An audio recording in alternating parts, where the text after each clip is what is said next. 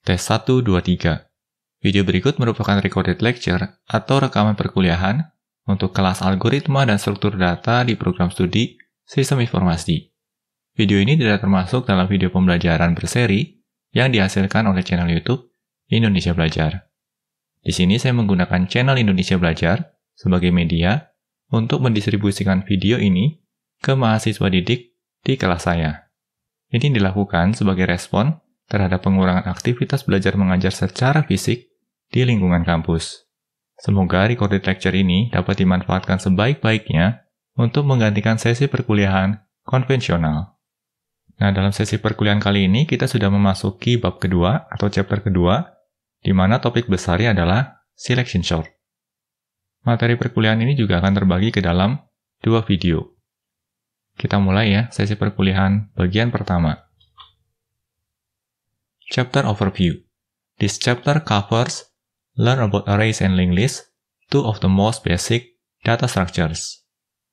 Lalu poin yang kedua, learn your first sorting algorithm, selection sort. Nah, bab ini akan terbagi ke dalam 2 bagian besar. Bagian yang pertama ini akan berbicara atau membahas seputar arrays dan linked list. Lalu pada bagian kedua, kita akan membahas suatu algoritma untuk mengurutkan data, yaitu selection sort. Nah, di sini kalian juga perlu membedakan ya, apa itu algoritma dan apa itu struktur data. Fokus utama dari algoritma adalah untuk memecahkan suatu permasalahan atau untuk menyelesaikan suatu task tertentu. Atau dengan kata lain, algoritma itu akan berisi satu set instruksi atau sekumpulan instruksi yang tujuannya adalah untuk menyelesaikan suatu task atau suatu problem tertentu. Sedangkan data structure atau struktur data merupakan mekanisme untuk menyimpan dan mengelola sekumpulan data. Nah, algoritma dan struktur data ini, keduanya saling berhubungan. Karena suatu kita membangun suatu algoritma, kita juga akan melibatkan sejumlah struktur data. Oleh karenanya tidak mengherankan bila kedua topik ini biasanya disampaikan secara bersamaan. Kita lanjut ya ke slide berikutnya. Di sini pertama-tama kita diajak untuk mempelajari bagaimana memori itu bekerja. How memory works. Imagine you go to a show and need to check your things. A chest of drawers is available. Nah, semisal saja di sini kita menghadiri suatu pertunjukan. Ya, dalam konteks ini adalah pertunjukan teater. Dan biasanya barang bawaan kita ini akan dititipkan dan disimpan ke dalam suatu a chest of drawer atau lemari yang berisi sekumpulan laci. Kita lanjut ya. Each drawer can hold one element. You want to store 2 things, so you ask for 2 drawers. Di sini diasumsikan bahwa setiap lacinya dapat menyimpan satu item atau satu barang atau satu elemen. Dan semisal saja di sini kita ingin menyimpan 2 barang. Oleh karenanya kita meminta 2 drawer. Dan kalau kita lihat dari ilustrasinya, orang ini akan meminta 2 drawers atau 2 laci. Kita coba lanjut ya ke slide berikutnya. You store your 2 things here. Nah, di sini kita menyimpan 2 barang kita di laci ini. Barang yang pertama ternyata sebuah umbrella atau sebuah payung, dan barang kedua adalah sebuah bunny atau boneka kelinci. Kita lanjut ya. This is basically how your computer's memory works. Your computer looks like a giant set of drawers, and each drawer has an address. Nah, ini ternyata serupa dengan bagaimana cara memori pada komputer kita bekerja. Memori pada komputer kita itu bisa digambarkan sebagai sebuah lemari raksasa yang terdiri dari banyak laci atau banyak drawers, di mana setiap lacinya akan memiliki alamat atau address. Nah, ini sekadar ilustrasi ya, bisa dibayangkan memori kita itu berupa suatu lemari raksasa yang terdiri dari banyak laci, dan di setiap lacinya ini akan memiliki alamat. Nah, pengalamatannya lebih kurang seperti ini. Bisa kita lihat di sini ya, alamatnya itu dalam format hexadesimal. Each time you want to store an item in memory, you ask the computer for some space, and it gives you an address where you can store your item. Nah, setiap kali kita butuh untuk menyimpan sesuatu di memori, kita meminta pada komputer untuk menyediakan suatu space atau suatu ruangan, dan komputer akan memberikan suatu alamat kepada kita untuk menyimpan item kita. Atau dalam konteks ini, itemnya berupa data. Kita lanjut ya, slide berikutnya. Pada bagian ini kita akan mempelajari struktur data yang namanya arrays. Sometimes you need to store a list of elements in memory. Suppose you are writing an app to manage your to-dos. You will want to store the to-dos as a list in memory. Di sini disebutkan bahwa ada kalanya kita butuh untuk menyimpan sekumpulan nilai ke dalam memori. To-do app ini biasanya digunakan untuk mencatat beberapa poin penting yang perlu kita lakukan atau perlu kita kerjakan. Nah, di sini berarti untuk membangun sebuah to-do app semacam ini, kita butuh untuk menyimpan sekumpulan nilai di dalam memori. Kita lanjut ya. Let's store the to-dos in an array. Using an array means all your tasks are stored contiguously, right next to each other in memory. Untuk kasus kita di sini, kita akan menyimpan data dari to-dos kita ke dalam suatu array. Menggunakan array berarti kita akan menyimpan setiap data dari to-dos app kita secara berdampingan satu dengan yang lainnya di dalam memori. Nah, di sini kata kuncinya adalah data dalam suatu array akan disimpan secara tepat berdampingan satu dengan yang lainnya di dalam memori. Berikut adalah ilustrasinya. Semisal ya, to-do app kita akan menyimpan 3 buah data, yaitu branch, Poche, dan T. Kalau ketiga data ini akan disimpan ke dalam array, maka data ini akan tersimpan di memori secara tepat bersebelahan satu dengan yang lainnya. Dan bisa kita lihat di sini ya, ketiga data dari to-do list kita disimpan tepat bersebelahan. Setiap kotak di sini, ini merepresentasikan area dalam memori kita. Lalu area yang diarsir ini merepresentasikan space atau area pada memori yang sudah dialokasikan untuk data yang lain. Lalu area yang polos ini merepresentasikan area pada memori yang belum digunakan. Kita lanjut ya. Now suppose we want to add 4 tasks, but the next drawer is taken up by someone else's stuff.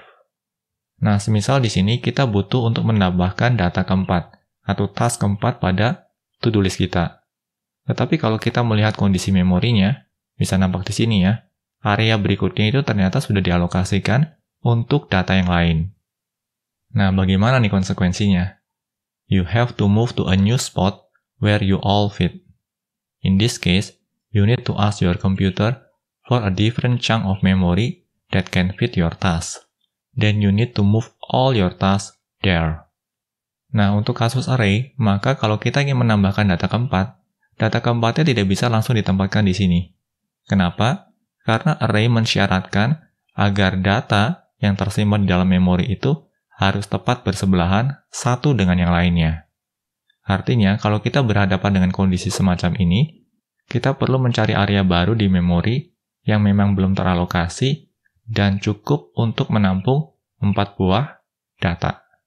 Selanjutnya, ketiga data yang lama akan dikopikan ke area yang baru beserta data keempat. Nah, bagaimana guys? Mulai bisa dipahami ya cara kerja array? Kita lanjut ke slide berikutnya. Adding new items to an array can be a big pain. Di sini disebutkan bahwa menambahkan data baru ke dalam suatu array bisa jadi cukup bermasalah atau cukup problematik. If you are out of space and need to move to a new spot in memory every time, adding a new item will be really slow. Di sini disebutkan bahwa ketika kita ingin menambahkan data baru ke dalam array dan memang sudah kehabisan space, artinya kita butuh untuk mencari spot baru atau lokasi baru di memori. Sehingga proses penambahan data baru ini menjadi sangat lambat. One easy fix is to hold seats. Even if you have only 3 items in your task list, you can ask the computer for 10 slots, just in case. Then you can add 10 items to your task list without having to move. Solusi yang cukup mudah untuk mengatasi permasalahan ini adalah dengan melakukan reservasi alokasi memori. Atau istilahnya adalah hold seats. Artinya, walaupun kita hanya memiliki 3 data yang perlu kita sertakan ke dalam to-do list kita akan meminta komputer untuk mengalokasikan misal saja 10 slot atau 10 area. Ini dimaksudkan untuk jaga-jaga atau just in case. Dengan demikian, kita bisa menambah sampai dengan 10 data ke dalam task list atau to-do list kita tanpa harus berpindah ke alokasi memori yang lain. Nah, bagaimana guys? Mulai bisa dipahami ya? Ini juga alasan mengapa dalam suatu pemrograman, setiap kali kita menggunakan array, biasanya kita harus menspesifikasikan ukuran dari array tersebut. Lalu pada poin berikutnya, but you should be aware of a couple of downsides. You may not need the extra slots. That memory will be wasted. You aren't using it, but no one else can use it either. Lalu poin berikutnya, you may add more than 10 items to your task list and have to move anyway. Nah, di sini kita dihadapkan pada dua kelemahan dari pendekatan reservasi ini. Yang pertama adalah, andai kata kita tidak menggunakan extra slots yang tersedia, maka alokasi memori tersebut menjadi sia-sia atau terbuang, di mana kita tidak menggunakan alokasi memori tersebut, tetapi program lain atau aplikasi lain juga tidak dapat menggunakannya. Lalu pada poin yang kedua, bisa jadi suatu saat to-do list kita juga butuh untuk menampung lebih dari 10 data atau lebih dari 10 item. Artinya, mau tidak mau kita juga harus mencari alokasi memori yang baru. Nah, ini merupakan konsep dasar dari array dan juga cara kerjanya. Harapannya bisa dipahami ya. Kita akan coba lanjut ke topik berikutnya.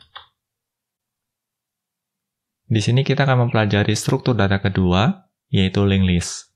With linked list, your item can be anywhere in memory. Nah, berbeda dengan array yang mengharuskan kita untuk menempatkan data kita dapat bersebelahan satu dengan yang lainnya di memori. Pada linked list, data kita boleh ditempatkan dimanapun juga di memori kita. Nah, sebagai contoh di sini ya, ini alokasi memori kita, lalu data pertamanya kita tempatkan di sini. Ya, ini data branch, lalu data bocce-nya ditempatkan di sisi yang lain. Demikian juga data T-nya, ya.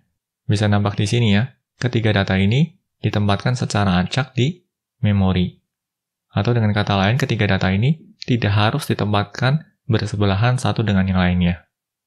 Nah, ini merupakan perbedaan mendasar antara linked list dengan array. Kita lanjut ya ke slide berikutnya. Each item stores the address of the next item in the list. Nah, walaupun setiap data boleh tersimpan dimanapun juga pada memori kita, tetapi ada satu hal yang perlu diperhatikan, di mana setiap itemnya atau setiap datanya itu juga menyimpan alamat dari data berikutnya. Nah, sebagai contoh di sini nih, data branch akan menyimpan informasi mengenai alamat dari data bocce. Demikian juga dengan data bocce akan menyimpan informasi terkait alamat dari data T. Demikian seterusnya. Nah, bagaimana guys? Mulai bisa dipahami ya? Di sini datanya boleh disimpan dimanapun juga di dalam memori kita, tetapi setiap data juga harus menyimpan informasi terkait alamat memori dari data berikutnya. Adding an item to a linked list is easy. You stick it anywhere in memory and store the address with the previous item. With linked list, you never have to move your items.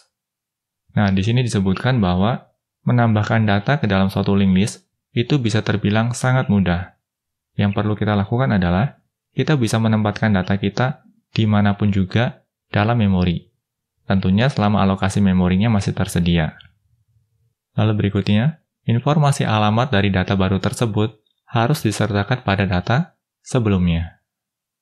Nah, dengan demikian, pada dasarnya, sewaktu kita menggunakan linked list, kita sama sekali tidak perlu memindahkan posisi dari data kita.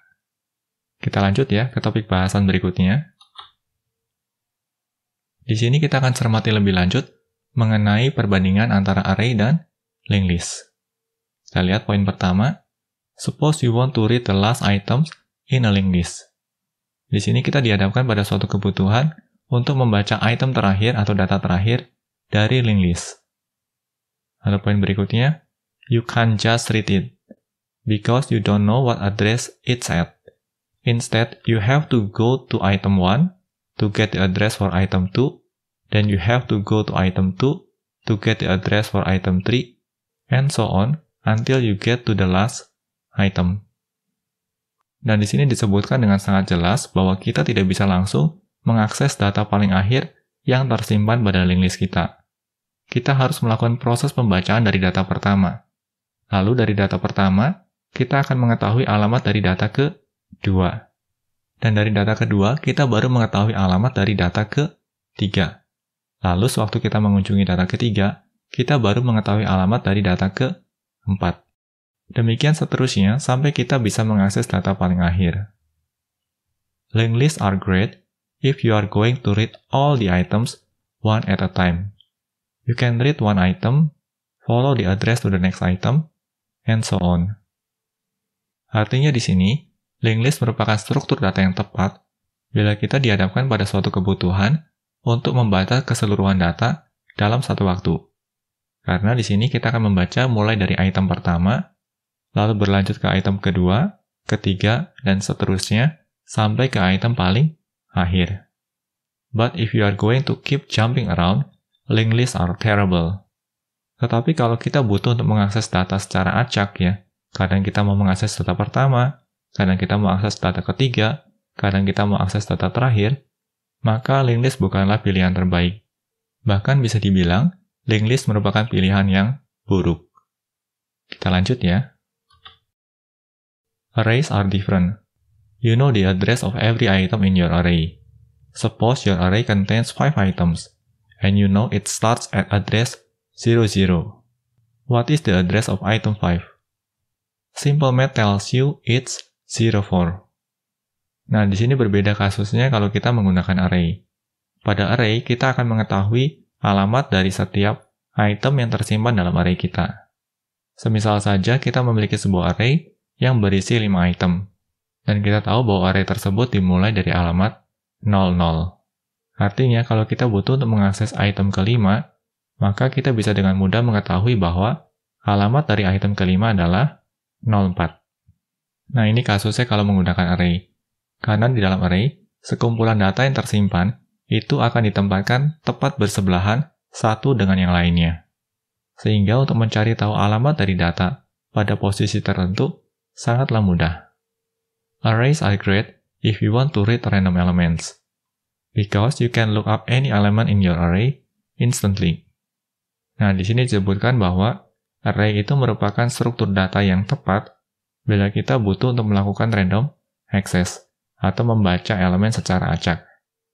Nah, konteks random di sini artinya adalah kadang kita mau baca elemen pertama, kadang kita mau baca elemen terakhir, kadang kita mau baca elemen ketiga, dan seterusnya. Artinya kebutuhannya adalah untuk membaca elemen pada posisi tertentu tanpa berurutan. Dan dengan menggunakan array, maka kita bisa melakukan hal ini dengan sangat mudah sekali. With a linked list, the elements are next to each other, so you can instantly calculate the position of the fifth element in memory. Berbeda kasusnya dengan linked list. Karena pada linked list, setiap elemen itu tidak disimpan bersebelahan satu dengan yang lainnya pada memori. Artinya, kita tidak bisa dengan mudah mencari tahu alamat dari posisi data tertentu. Nah, bagaimana guys? Harapannya bisa dipahami ya? Kita akan coba lanjut ke topik berikutnya. Di sini kita akan mempelajari terminologi atau istilah. The position of an element is called its index. So, instead of saying 20 is at position 1, the correct terminology is 20 is at index 1. I will use index to mean position throughout this book. Nah, di sini disebutkan bahwa posisi dari suatu elemen itu dikenal dengan istilah index. Artinya, kalau kita memiliki array dengan kondisi seperti ini, maka untuk elemen dengan nilai 20, kita bisa bilang bahwa elemen dengan nilai 20 ini berada pada indeks 1. Nah, ini juga hal lain yang perlu diperhatikan. Indeks pada array itu dimulai dari 0. Jadi ketika array-nya memiliki 4 buah data, berarti indeksnya adalah 0, 1, 2, dan 3. Nah, bagaimana guys? Harapannya bisa dipahami ya. Kita coba lanjut ke topik berikutnya. Pada halaman ke-28 dari textbook yang kita gunakan, terdapat beberapa latihan terkait arrays dan linked list. Di sini saya sangat menyarankan kalian untuk mempelajari dan mengerjakan latihannya. Kita coba lanjut ya ke slide berikutnya. Inserting into the middle of a list. Suppose you want your to-do list to work more like a calendar. Earlier, you were adding things to the end of the list. Now you want to add them in the order in which they should be done. Nah, semisal saja di sini kita dihadapkan pada kebutuhan lain. Dalam kasus sebelumnya, kita dihadapkan pada suatu kebutuhan untuk menambahkan data baru ke dalam to-do list kita di bagian paling akhir. Nah, kali ini kita dihadapkan pada suatu kebutuhan lain, yaitu untuk menambahkan data baru ke dalam suatu list, tetapi posisinya bukan di akhir, melainkan di tengah-tengah, atau di antara data yang sudah tersimpan di dalam to-do list kita. Kita akan lihat ya bagaimana caranya. Di sini kita dihadapkan pada suatu pertanyaan. What's better if you want to insert elements in the middle? Arrays or list? Manakah yang lebih baik atau manakah yang lebih mudah untuk menambahkan suatu elemen di bagian tengah? Dengan menggunakan array atau dengan menggunakan list? Dan jawabannya adalah, with list, it's as easy as changing what the previous element points to. Nah, kalau kita menggunakan list atau kalau kita menggunakan linked list, prosesnya menjadi sangat mudah sekali. Karena yang perlu kita lakukan adalah, kita hanya perlu untuk melakukan modifikasi terhadap pointer dari elemen sebelumnya. Nah, sebagai contoh di sini, ini adalah kondisi data sebelumnya.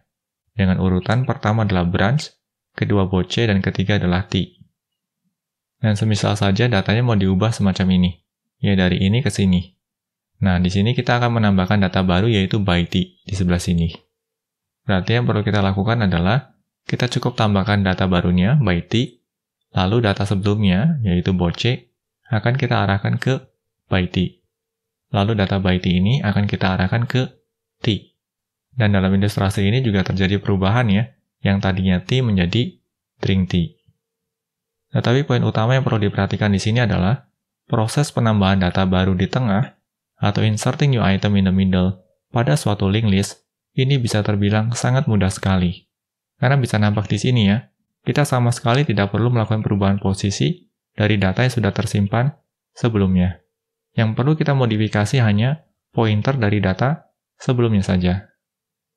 Kalau untuk kasus ini berarti pointer dari data boce yang tadinya langsung diarahkan ke t, kali ini kita pindahkan ke by t dulu. Baru data by t-nya kita arahkan ke drink t atau t. Nah, bagaimana guys? Harapannya bisa dipahami ya. Kita lanjut ke slide berikutnya. Di sini kita akan lihat kasusnya kalau kita menggunakan array. But for arrays, you have to shift all the rest of the elements down.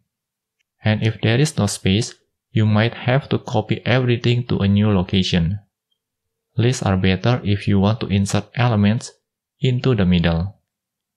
Nah, di sini disebutkan bahwa kalau kita menggunakan array, ini lumayan repot. Nah, sebagai contoh bisa kita lihat ilustrasinya di sini. Di sini terdapat suatu array yang sudah menampung 3 buah data, yaitu branch, boce, dan drink t. Dan kita dihadapkan pada suatu kebutuhan untuk mensisipkan data by t di antara boce dan drink t.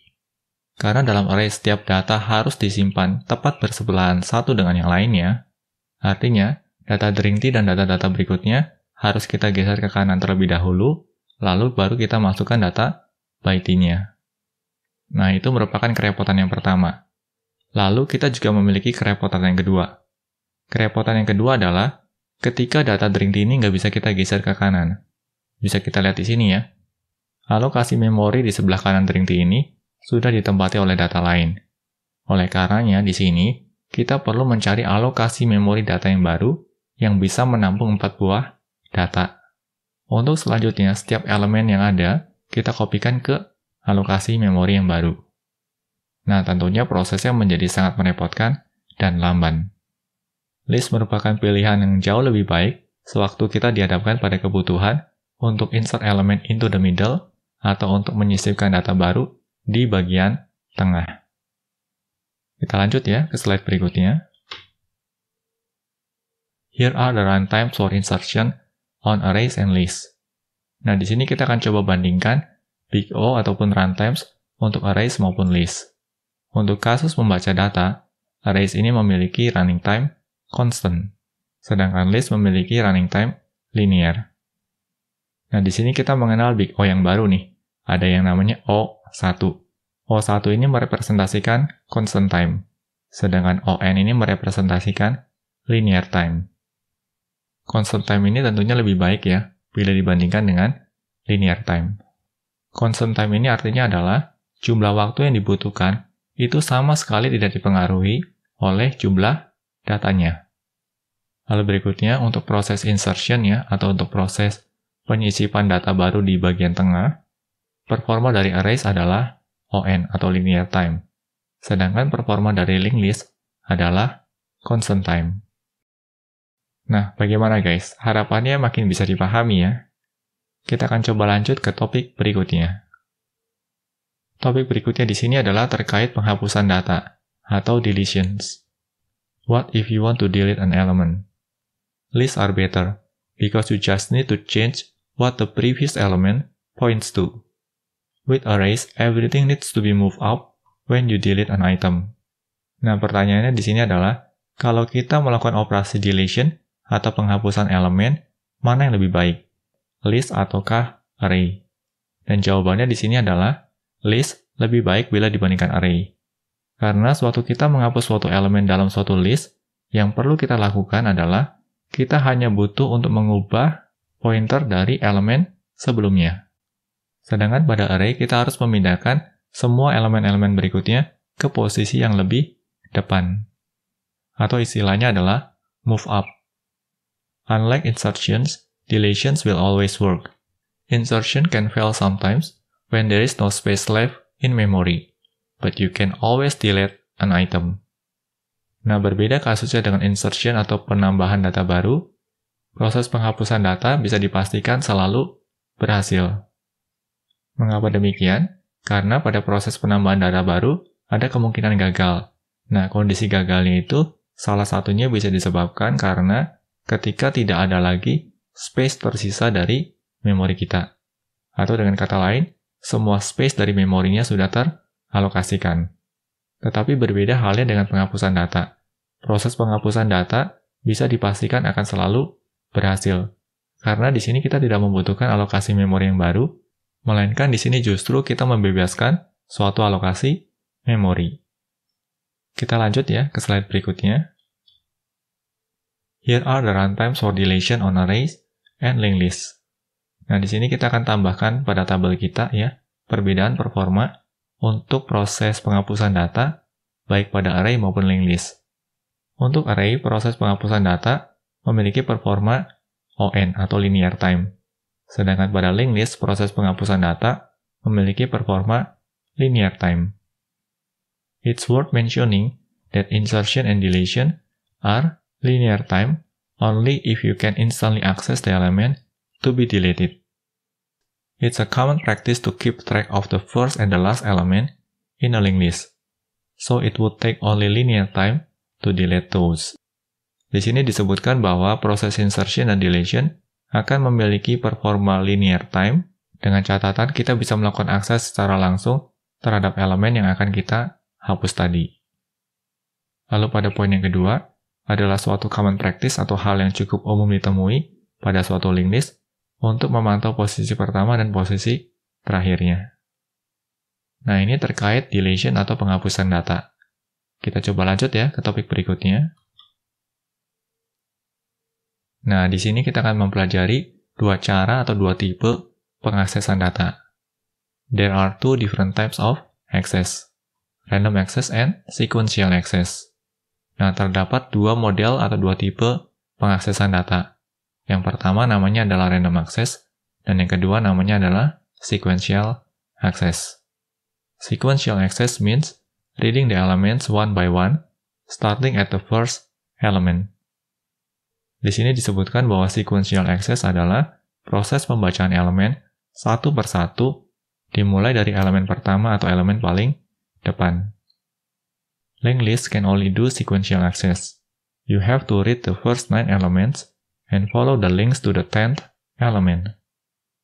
Nah, di sini juga disebutkan bahwa linked list itu hanya bisa melakukan sequential access, Dimana kalau kita butuh untuk membaca elemen ke-10, maka kita terlebih dahulu harus membaca ke-9 elemen sebelumnya.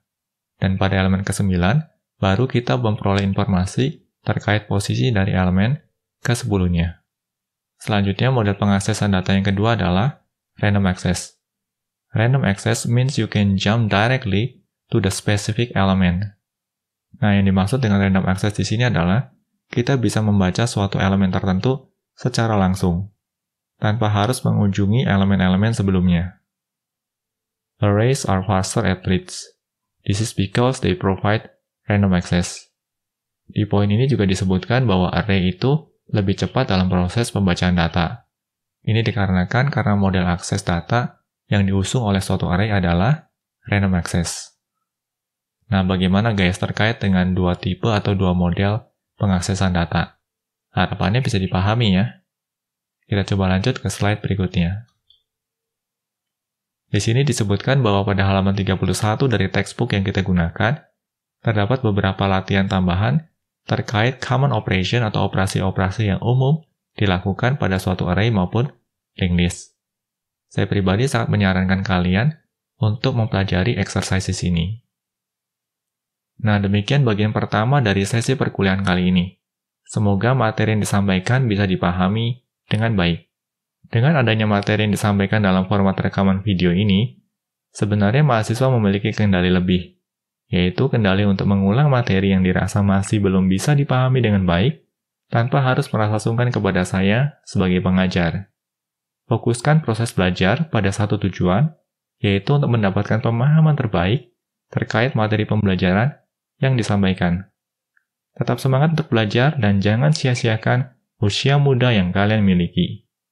Akhir kata, saya mau mengutip pesan yang selalu disampaikan melalui channel Indonesia Belajar ini. Banyak belajar biar bisa bantu banyak orang.